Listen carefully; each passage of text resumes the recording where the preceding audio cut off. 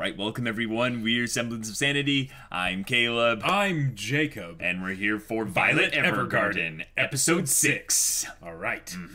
Yes. The brother is here. The brother. Yes, the Bougainville brother. The Bougainville Yeah. brother. The bargain villain. The bargain villain. Yes. Specifically, he is Major Gilbert's, I believe, older brother? Maybe?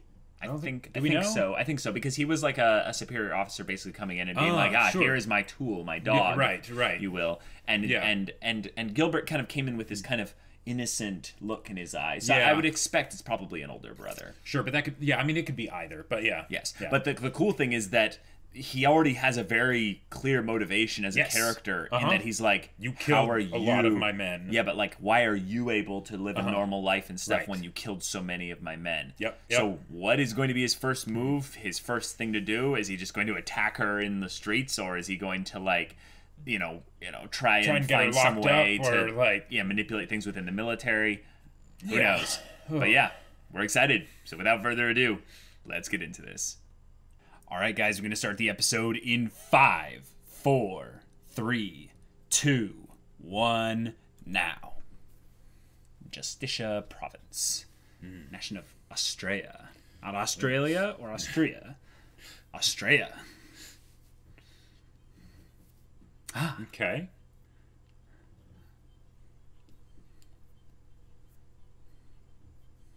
Very upbeat music. Yeah. And this is not really continuing, it seems, the cliffhanger of the previous episode. With Mr. Diet Fried? Yeah. Oh. Okay.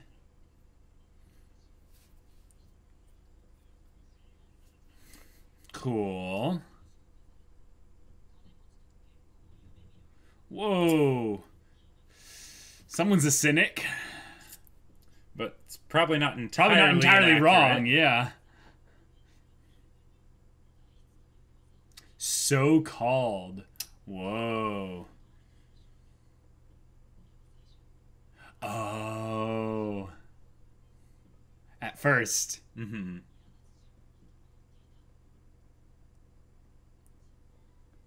Okay, so we get a new character. Yeah.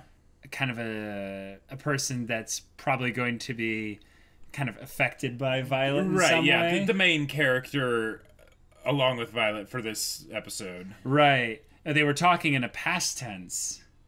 So. That's true. So. It's curious. This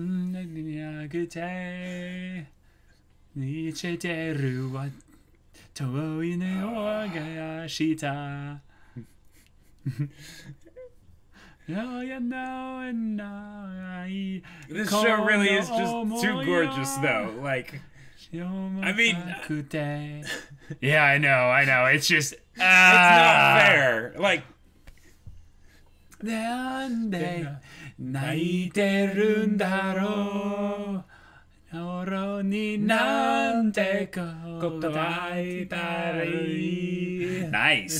Hit that one.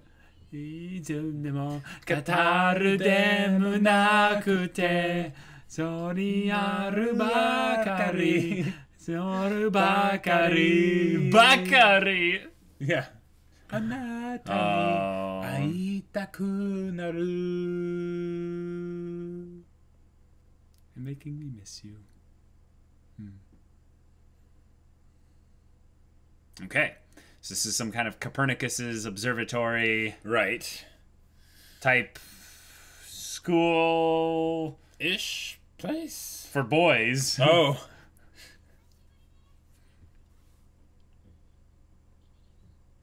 Who are these people again? Oh, the girls from the school. Gotcha. Nice. That's cool. We get to see her again. And Violet's famous now. Oh, right, because she served royalty. Yeah, and those were special. Like, very special.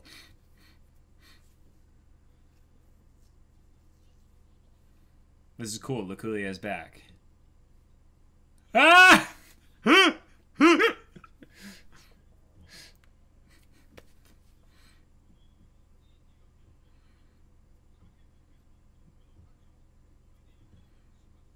Okay. Oh. Yeah, of course, all the guys just...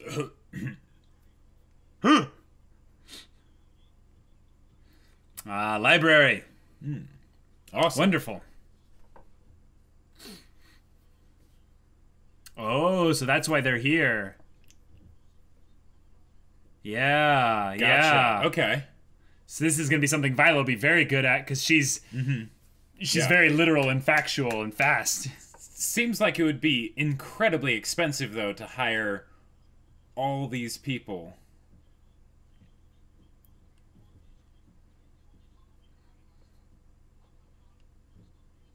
Oh. Yikes. Gotcha. We gotta keep a... Oh, haha! One of each. We're going to play matchmaking, aren't we? Yes. Yeah. And I wonder who Violet's going to be paired with. Yeah, I wonder.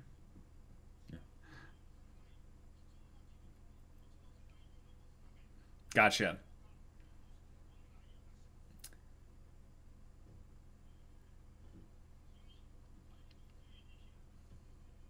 Oh. Gotcha. Okay. Cool, cool.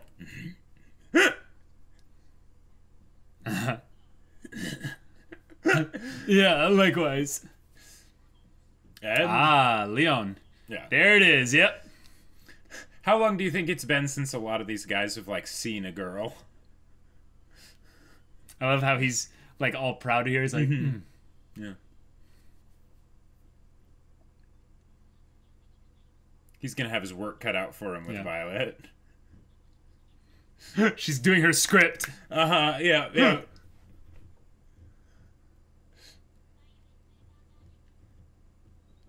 Oh, he's like, she's so cute. Yeah. He's spellbound already. Wow. That...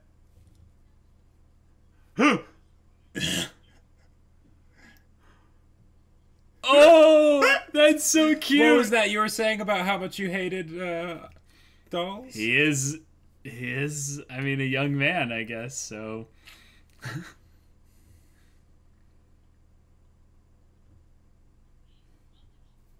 Oh, there's the... Yeah.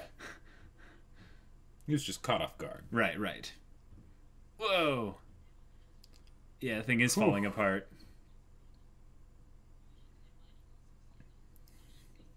Hallie's comment. Yeah, yeah. Yeah.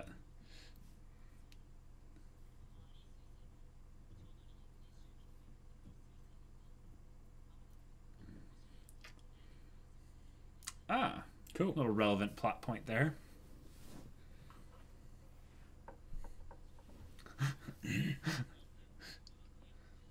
Oh, not a problem. Is it, oh. He's like, Kira Annie, why? Yeah. Like, the fact that every time she takes her gloves off, they just put that much effort into making her hands just so look amazing. Good.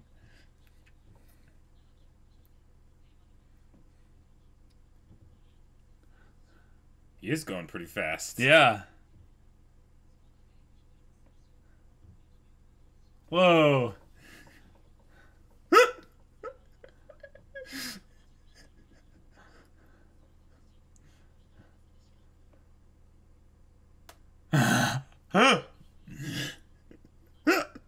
Wow. Wow. And she's just completely, like, just no expression whatsoever.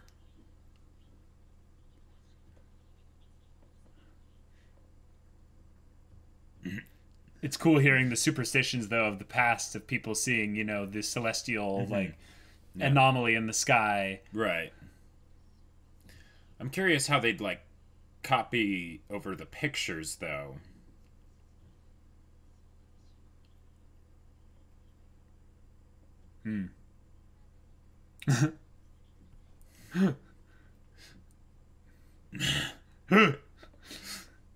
Yeah, it's can you keep up? Yeah. Ah, it's beautiful music. Wow. Lighting, the Wow. time-lapse Wow. shots. Oh, Okay. it's just so good. Oh, his throat. his vocal cords. Wow. Holy crap. So that was 144 pages, basically. Dang. That's a lot. Yeah. Whoa. Like, you guys have done excellent work. Yes. Yep.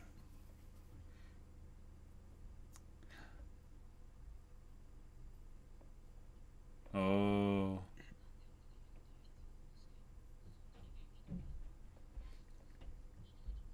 Hmm.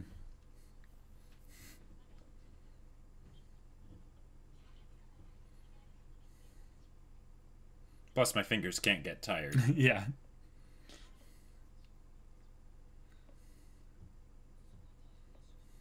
Wow, he's calling it a hard job, see? Mm.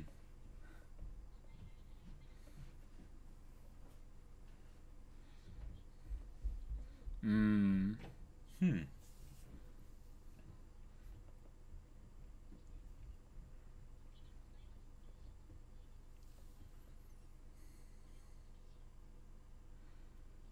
Wow.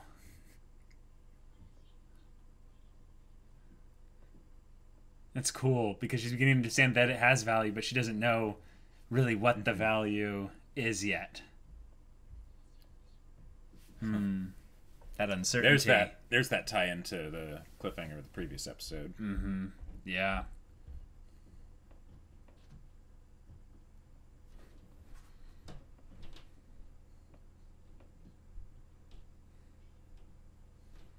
Oh. Wow. Okay. Wow, what a prick.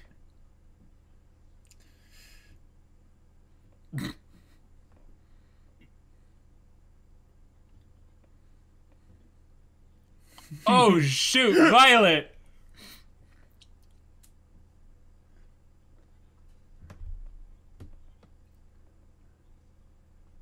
Wow. Wow. She's spitting fire. Yeah.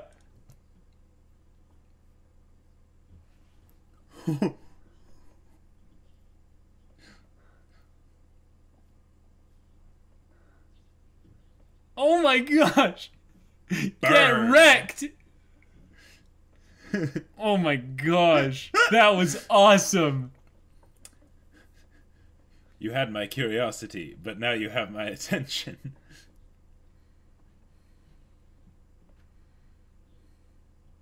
Oh.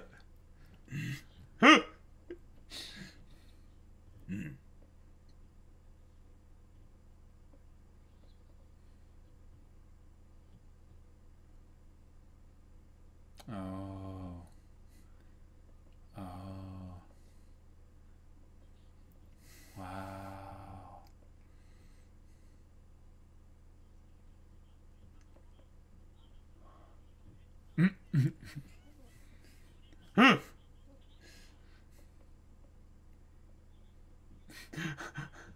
He's just like, He's like, oh, he's gone. yeah, I'm gone, man. Solid gone. Mowgli, look out! This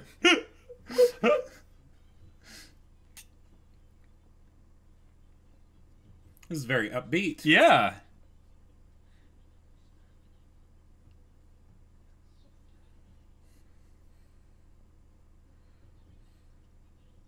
Oh my gosh. Yes. This is true. This is true, Violet.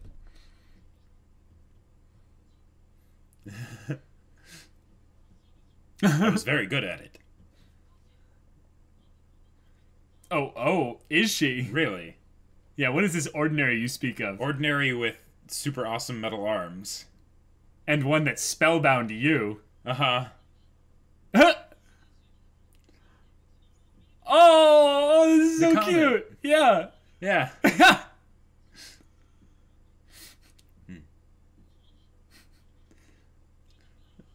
Aww. She's just like, Just like you. I would love to. I would love to. Oh. She's like, okay. See, given that she's starting to understand how to interpret people's feelings based on their body language and stuff, right? I wonder if she used, like I would love to. It's like specifically, yeah. He's pacing.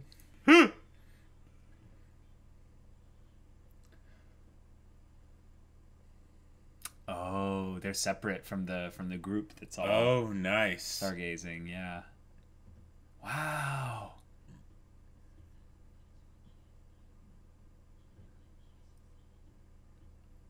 Oh.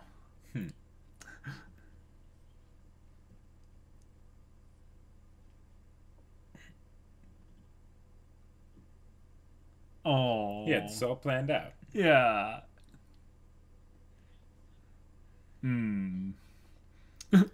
Baka. Yeah. Yes, of course.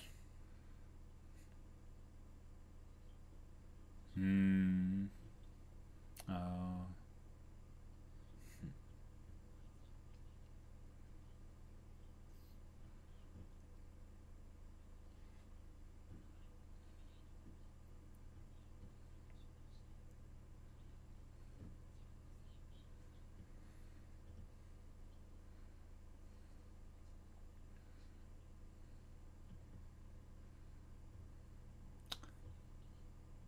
And then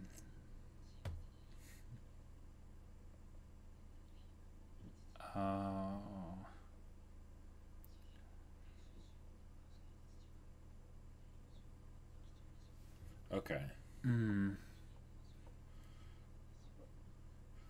So that explains why he's here doing something very similar. Well, and the fact that it's that, not that his father, like, just left, you know.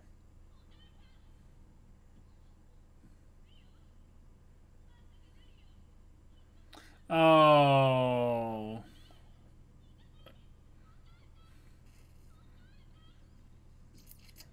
And she doesn't come back. Yeah.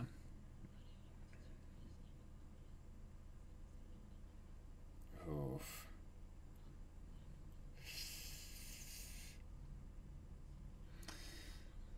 I mean, it does.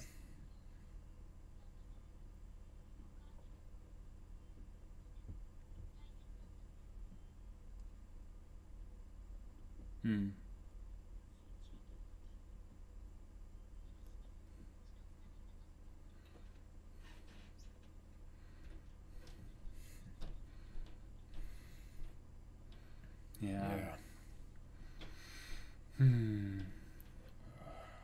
This music is so beautiful. Oh, yeah.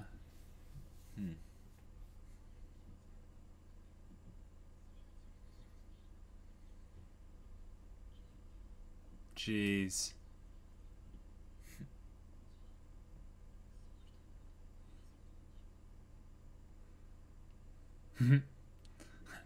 Always, yeah. I was gonna say, no, not ever.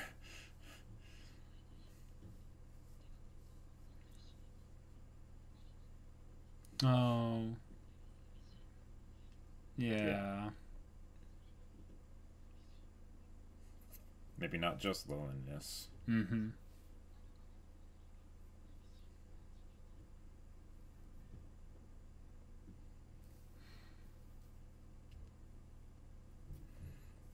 Oh.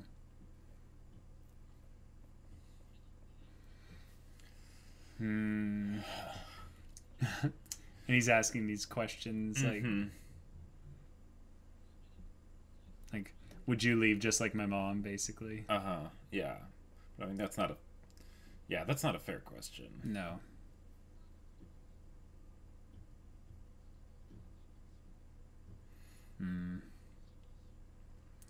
Oh. This is so sweet. And she kind of already has lost him, so yeah.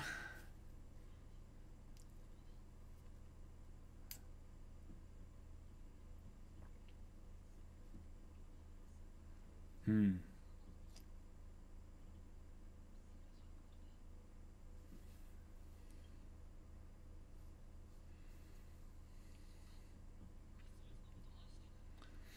Oh. Really? Wow.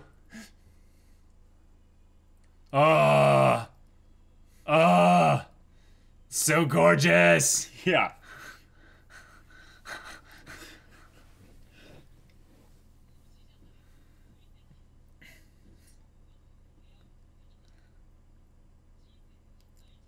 Huh.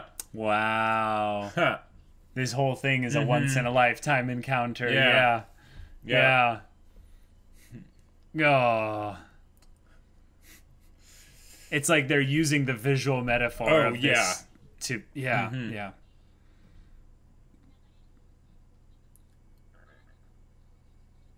That's from the book. Wow. Showing the reflection in her eyes. I know, like, come know. on. Oh. I mean, dang. Wow.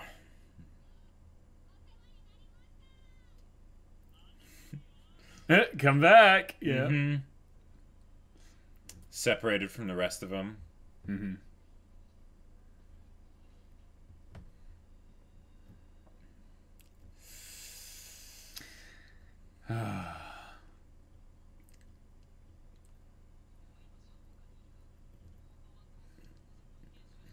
Oh. Wow. Now you ready to move on? Yeah. He wants to be like her. Oh. Wow. Yeah. Oh. Yeah. Wow.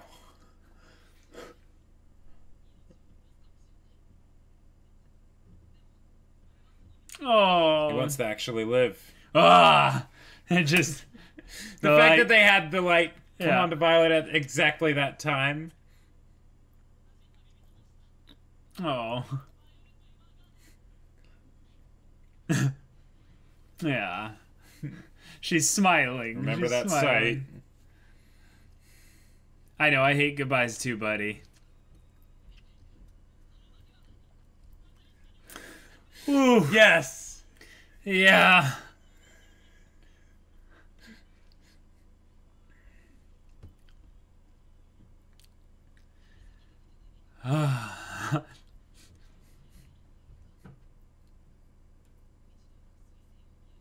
Yeah.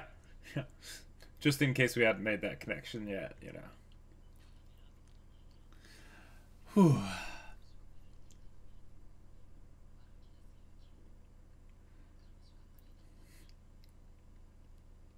That's beautiful. Yeah. That's beautiful. Oh, yeah. I love it. Ah, yeah. Oh. Michi shirube.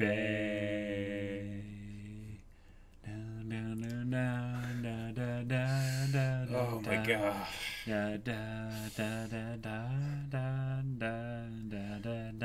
This show is too gorgeous.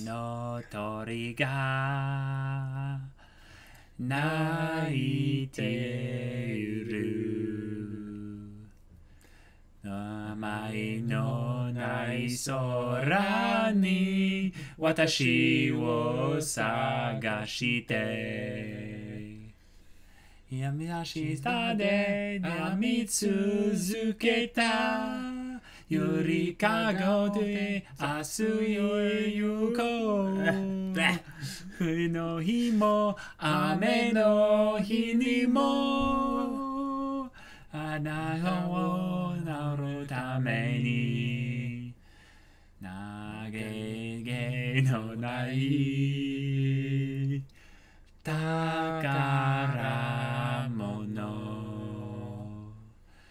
名前のない花はそして不安に眠るよ Wow, good stuff. Oh, that was such a sweet episode. That was such a sweet episode. Like, it was really, really wonderful. That was great. One of the things that I wonder about. So this setup, this style for the show, right? Yes. It's a fun style. Mm-hmm. I wonder, though, if I would be able to properly appreciate it if the show didn't look as just gorgeous and pretty as it does. I am with you. I understand. Because on the one hand, where was the connection point from the previous episode? Yeah. Like there was something very interesting brought up at the end of that previous episode, and they didn't really seem to do anything with it. But and that's fine. But it's one of those things where the amazing visuals, yes, in this show and in other shows and movies and things like that, what I feel like it mainly does is it gives you that sense of immersion, right? Because there's so much to observe that you aren't able to keep thinking about like anything else, right? Okay. Like not even like the meta aspects of the show, really. You're just fully there because it takes that much just to drink it all in. Yeah. And it seems weird that it's still blowing me away this much after we've seen, this many episodes, right? Right. Like, it's not like this is our first time watching, one of these episodes where it's this just, right? Like, even the ending, like, we've seen that before, right? Mm-hmm. But it still is just like, this is incredible. Mm-hmm. And that's really...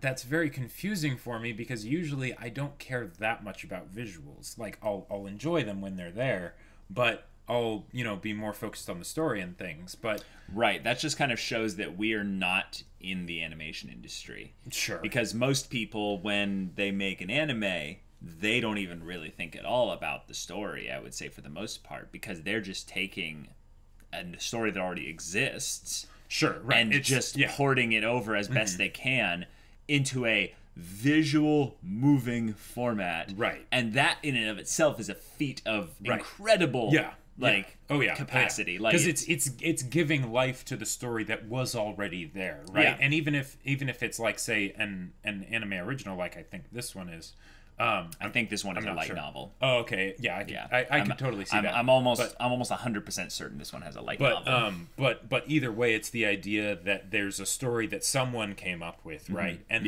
then everything that the vast amounts of very talented people, very hardworking people, are basically doing is just trying to best make that come alive to the audience, right? Yep. So that when you're looking at it, you forget that you're watching an anime. One of my favorite things to hear when I show someone an anime, this actually happened with the silent voice. I showed it to some non-anime people. Yes. And I knew they would love the story, but I was like, okay, it's an anime.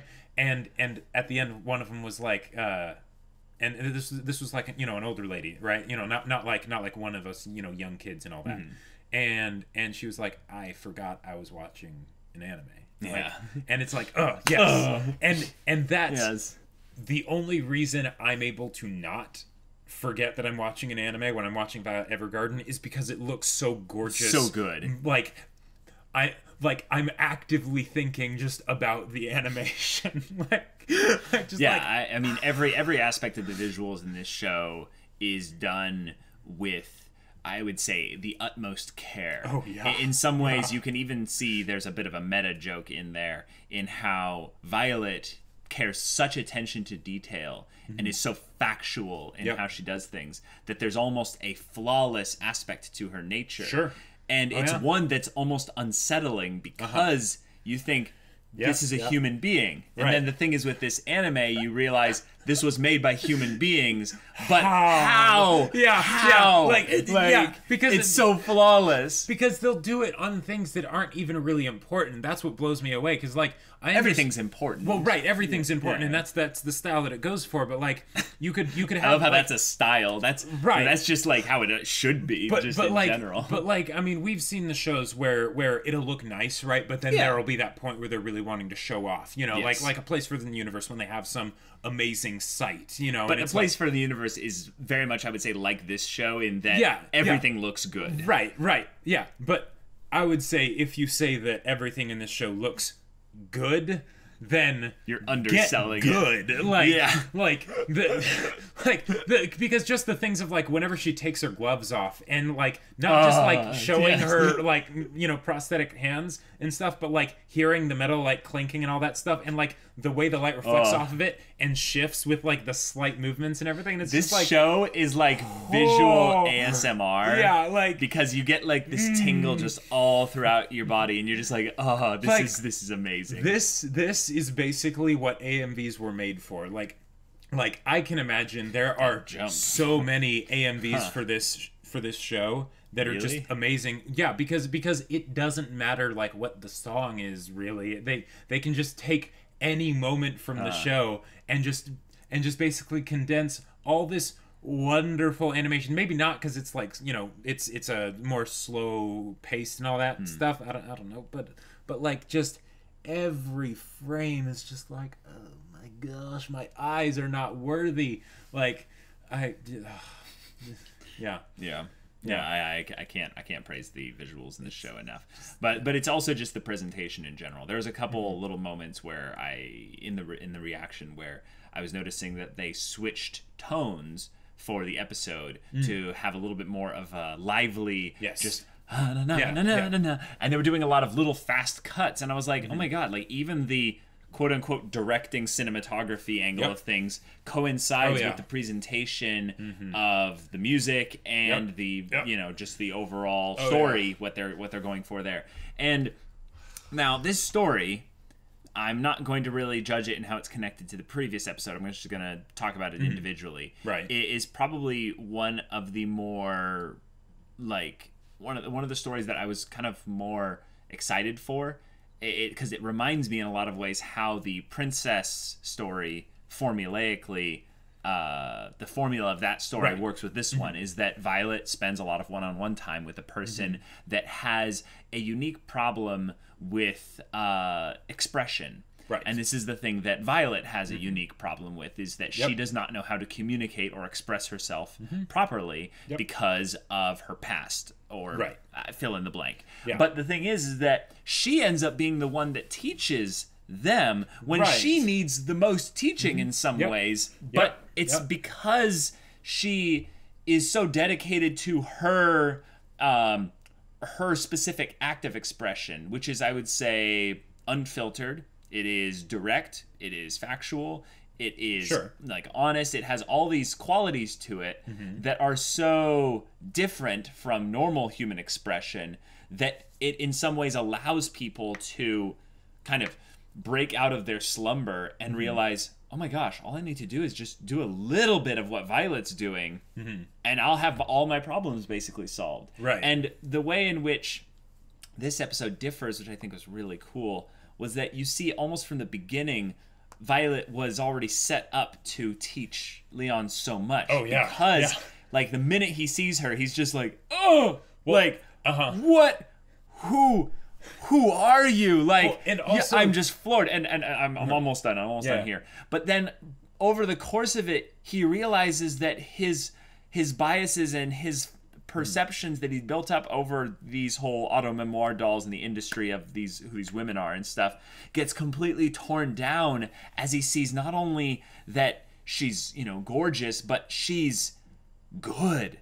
She's like the fact that she's able to keep up with him as someone who he probably prides himself as being a very fast scribe, as you know, above average amongst all the other people there. Exactly. She's just a world beyond him in this, and he respects this dedication to the craft. Right. And yet she's so ordinary from his eyes. Right. That and it's just beautiful. But yeah, go ahead. Like, because if you think about this show, not just with this episode and the episode with the princess, I feel like these are the ones where it's more obvious. Right. But it's very episodic and formulaic as far as the setup. Oh, Violet totally. ends up spending, you know, a bunch of time with someone one-on-one and helps them express themselves and learn learn something herself. Right. Yeah. With whether you're talking about Luculia or like, you know, Iris or, you know, or the princess or, you know, Leon, all of it was basically falling into that category, right? Yeah. Mm-hmm. But if you think about the overall themes of the show and what it's about, and and Violet as a character, it's perfect, right? Like that's that's fantastic. That's the best thing to focus on, right? Mm-hmm. Yeah. And in this episode, even before they met, the way they had Leon say all the reasons he hated dolls in the past tense. Yeah. Well, we were basically being told that he was going to be changed by Violet. Oh, right. Yeah, absolutely. But it was a because question why of, else would they bring that up at the very beginning? Right. Right. But the fact that they basically do that, well, one, it's an aggressive way to introduce a character. True. Right? And in a lot of ways, I would say that some of the speed at which they develop some of these characters, since it's episode at a time, right? That's very hard to do, to establish some sort of plot and then have it all be wrapped up in an episode, and have a character have an arc in an episode that they were also introduced in. Yep. And then have their character end more or less in that episode, like we saw Luculia here, but but she wasn't really relevant. She wasn't relevant. That is not easy to do, and I feel like they use the fact that this show is so pretty very well to make the most out of that. Yeah. So that when they do these little things where it sort of moves along quickly, like the montage with the upbeat music, yeah, or just how they just had him be all like negative and all that stuff and whatever, and then he just sees Violet and his expression changes, and because of the amazing detail and stuff that they would put into that just shift in expression, those few frames there where it's like, okay, yeah. He's like, wow, thank you, Kyoto Annie. Like, holy crap. Yeah, like we are totally on board with what this with this basically change in character that we've seen. Right. And that's pretty dang incredible. Mm-hmm. Even when it comes to the fact that this show looks as good as it does, and like you said, the directing and all that, like the things that they choose to show and the time that they spend in different places and all that,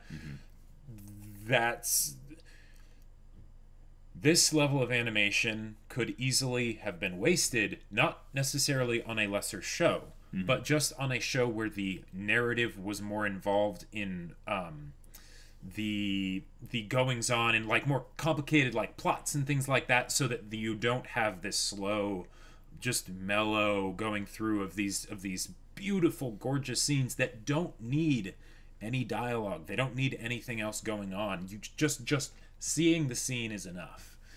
And if I had a hat, I would take it off to you, Kyoto Annie, because the lack of dialogue that was in this episode, if you think about it, like there was dialogue in there and it was good, but like surprisingly, no, I would say that what it more so was that there were a lot of shots that were there to set up kind of the emotional subtext of a scene, but sure, there was actually quite a bit of talking involved, and a lot of it was over these backgrounds and stuff, so it didn't seem like there was actually dialogue. But an example of this where it's not technically dialogue, but I consider it too because Violet is listening. Oh, is him scribing. When he's scribing, yeah. Or even the points of where you see him listening to Violet talking to the boys. You see the lively bits with the music and stuff of them talking about how good this one group of people are at their specific part in the job. Or even in the beginning where he's monologuing to himself as a narrator about the past tense experiences with Violet and stuff. I would say it's not really dialogue, you're right, but it is a lot of talking. Yeah, but and it was important stuff because it was a form of, I would say, it was a form of communication to the audience about the importance of a specific thing in regards to the scene. And I guess that's what I'm really getting at is the amount that they will be able to communicate to the audience, even when the things that are being said aren't necessarily communicating themselves to the audience. I agree. So like the scribing is a great example, and even though the things that they're saying absolutely is relevant to what's going on, that's not that's not really that important to the episode. But then you have things like when Violet is talking to the three boys, right? And I love how they don't actually show either the boys' faces or Violet, really, or how, you know, what Violet's expressions are when she's talking or anything like that, because we already know, but rather they're showing his expressions as he's listening in. Because he is what's important in this scene. Yeah. And it's also an effective way to accelerate his character arc in a way that makes us aware that these boys, you know, these punks basically, they mean absolutely nothing to the story if only to further develop his arc and his overall character. And show, like, what he's probably had to put up with in his time here. Yep. You know? Yep. Yeah. It's also a clever form of hidden exposition because they're actually giving us his backstory and hints at it without us really being aware that it's exposition because they're talking to another character who's getting overheard in this whole conversation by the character that we're looking at. Well, so it's pretty clever. And even with how they do it, if exposition, if there's a danger of basically your audience being peeved by the exposition and being like, okay, I get it, all right, let's move along. Right. The fact that they introduce it so that it's exposition done for the purposes of an underdog story, right? To make us be like, hey, yeah, you stand up for him, Violet. Yeah, don't let them say that crap, right? Sure. Even though it's about things that we did not know beforehand, right? Right. That makes it so that every time they say something new, we are invested because, one, we're like, don't you say those things, and then it gives us context for how much it means to this character when Violet keeps shutting them down, even though she's not even really meaning to. Like, she might be at this point, like, because she is, you know, very understanding of emotions at this point, but, you know, it also could just be her giving her factual responses and being like, they're saying things that are false, you know, or whatever, or irrelevant and stuff. Another way to look at it is she's understanding more so of the fact that they're telling me useless information.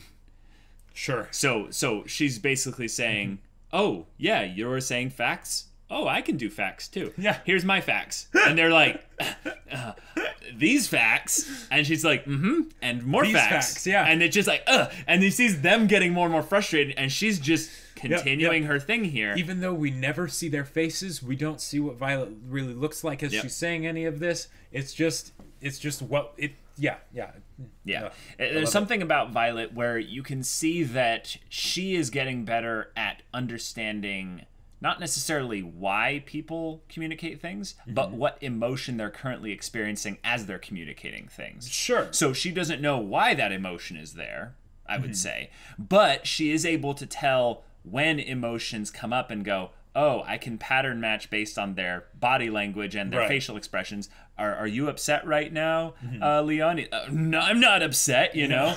It's like, she didn't then say, that's not true, you're upset. She then realized, oh, okay. And she didn't say he doesn't anything. want to talk about it. Okay. Yeah. The thing is that she can now identify those emotions and things. Right. So I think that when people come at her with emotionally charged stuff, she then really just is like, wax on, wax off, basically. Just miss me with that. I don't get your emotionally charged, maybe factual statements, but it's just like, okay, cool. Just because you're correct, it doesn't mean you're right. Yes, well said, well said. This episode has something I would say that's really important to me, like specifically with regards to connection, in that there's a lot of times where you'll have life happen in front of you and an opportunity will come up, and you'll have that moment where you're sitting there and you're Leon and you've got the bread and you're so terrified of taking the leap, but you do it. And it's so, I loved the choice of them showing him like clenching deep into it to showcase how nervous and scared and excited and frustrated he is that he is nervous, scared, and excited and all those other things. And it just getting ripped into the bread and stuff. And Violet just isn't questioning any of it. She's just like, okay, okay. Yeah, sure. Okay. And I'll just tell you, there's something special about chance encounters with people. Now, I'll tell you, you don't know when it's a chance encounter, once in a lifetime, opportunity with people. You have to be kind of looking out for it.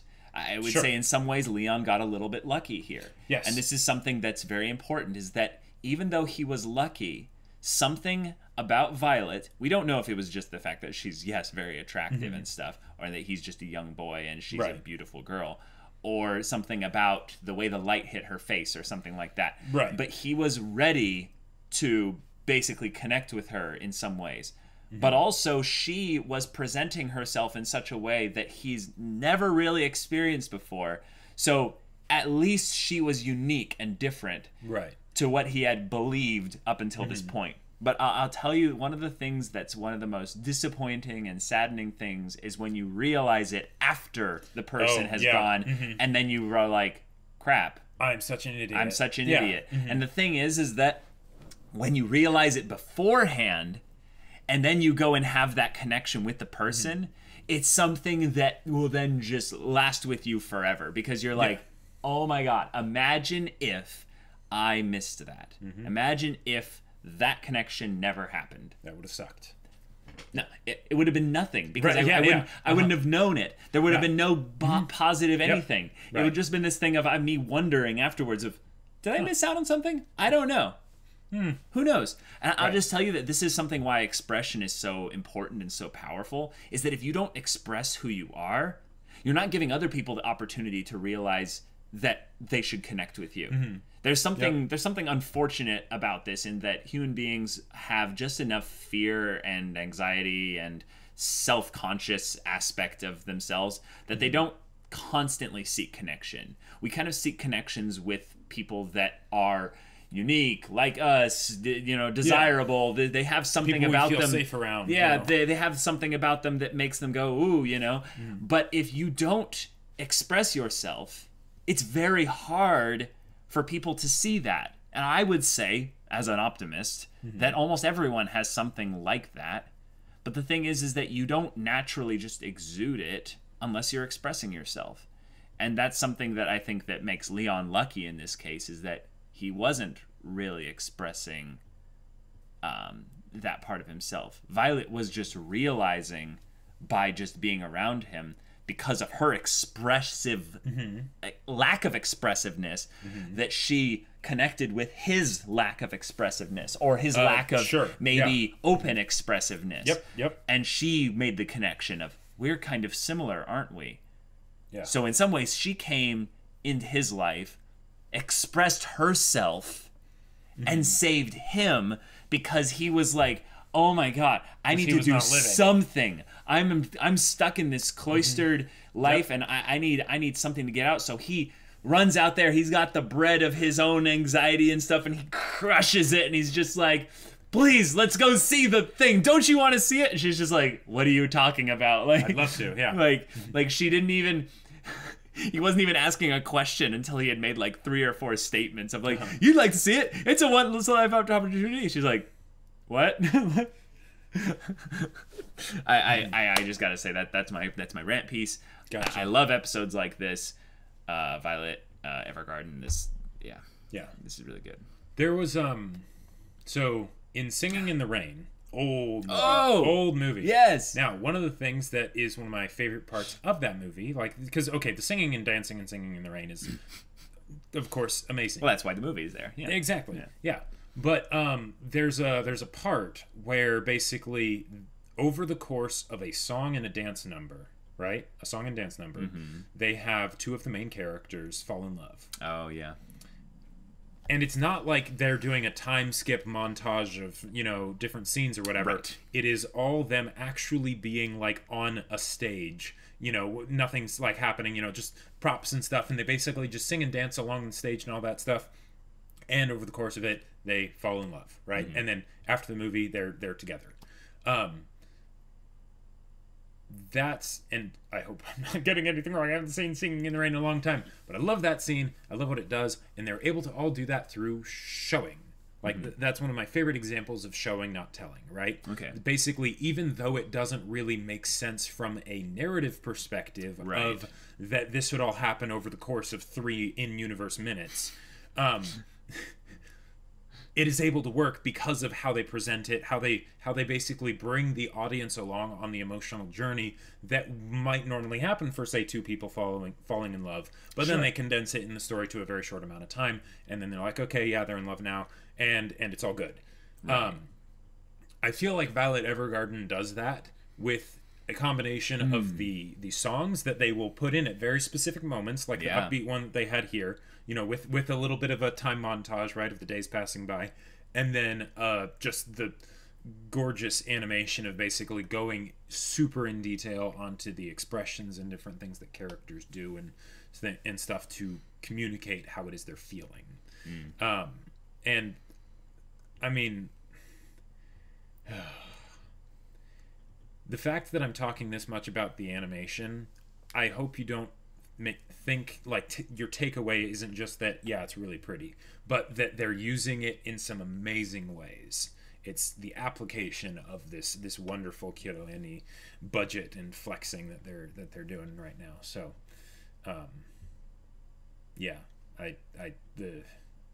this kind of stuff doesn't happen often. It doesn't. Yeah. So once in a lifetime, every 200 years, opportunity. Yeah. It's something special. I think that the story was very much setting it up for that kind of that kind of connotation that Violet was like, you know, Ali's comet essentially coming into his life, and you know he would never get this opportunity again. But the thing is that when he's running down the steps and stuff, he's following the carousel. He almost falls off. He almost falls off the edge, but he's still going. He's basically declaring, not just to her, but to himself, that this is his new promise. This is his new life he's going to live.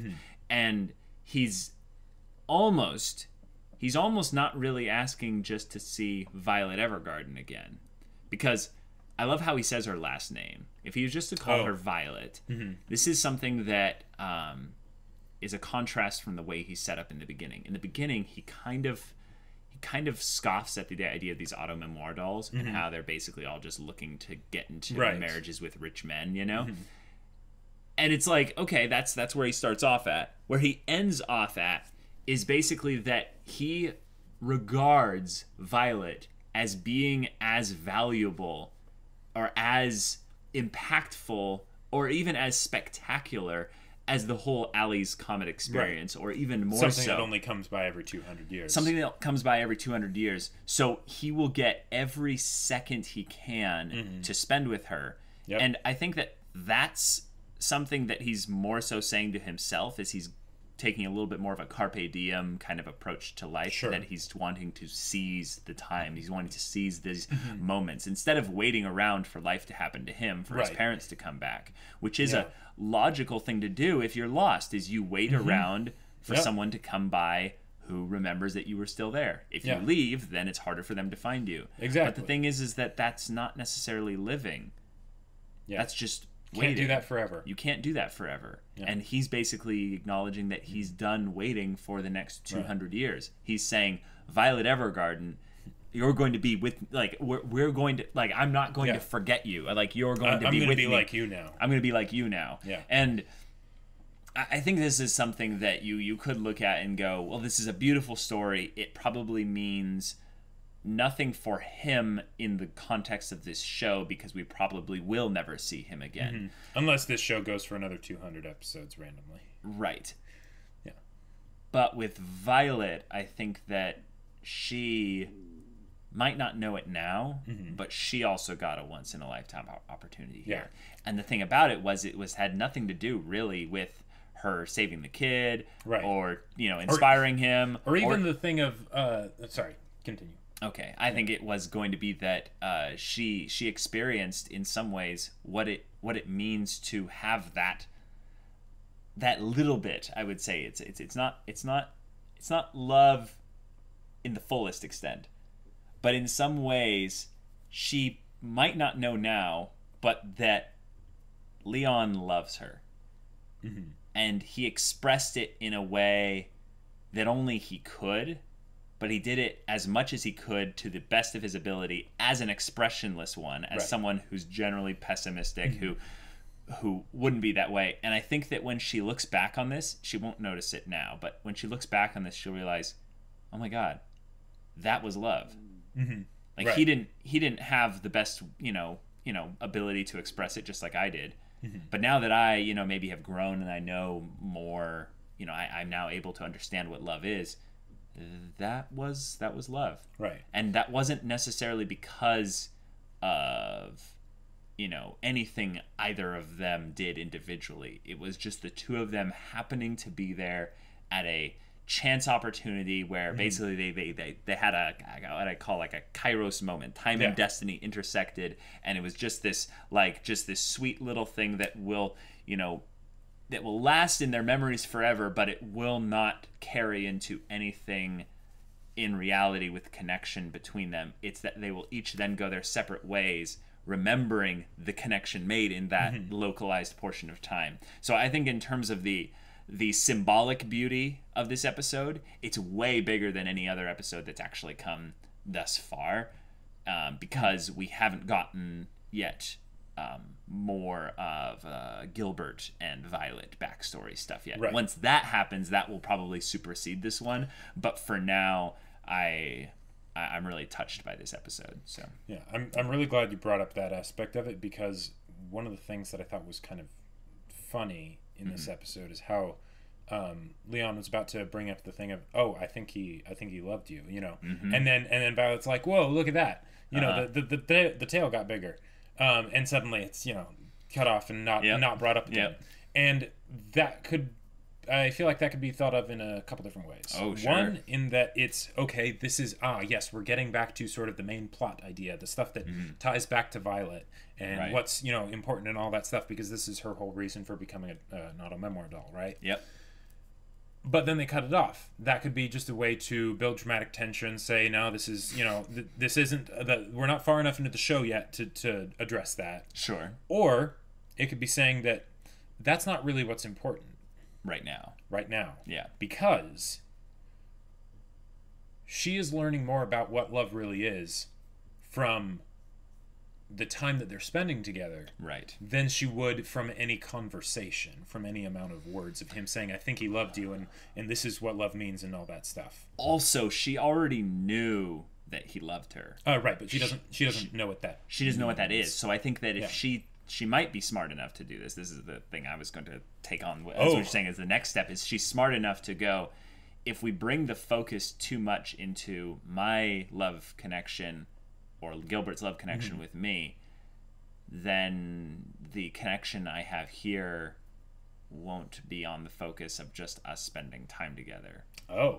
Now, I think that is way too deep for Violet in her current state to be thinking that level of 4D chess in this interpersonal social connections, complexity, narrative stuff. She's gotten a lot better, but she's not quite. She's not that good. She's not that good. But I do think that she might have been thinking a little bit about his feelings.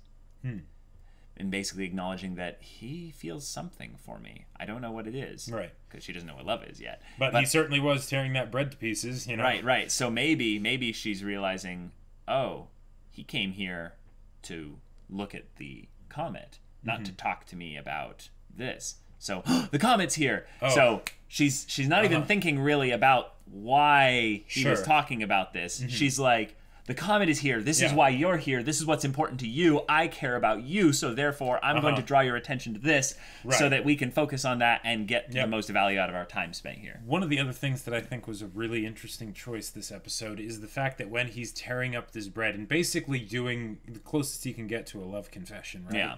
And he's like, would you like to go see the comet with me and all that stuff? And it's, really cool and everything. And she says, I would love to. And she says, I would love to. Yeah. So, Now I'm no PhD, but I feel like that is a very intentional word choice because this whole show is about Violet wanting to understand what love means or what I love you means, right? I think the fact that she said love specifically, especially if she was able to see that he's tearing up the bread and all that, she might be able to put two and two together and realize what's going on.